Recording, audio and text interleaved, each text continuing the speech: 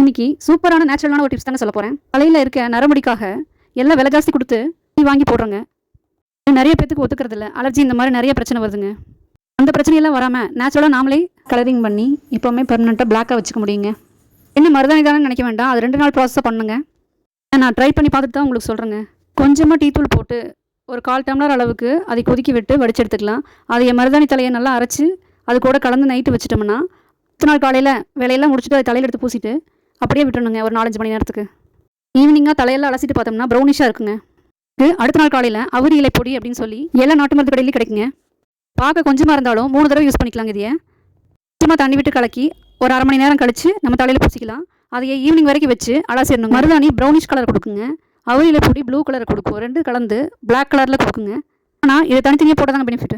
மாதத்துக்கு ஒருக்கான் நீங்கள் கன்யூ பண்ணுறப்போ 1-2 மாதத்துக்கு அப்புறம் நல்லாவே தெரியுங்க பிளாக் கலராக மாறுறது. 3 தடவைக்கு மேலே பர்மனன்ட் பிளாக் கலர் ஆயிருங்க.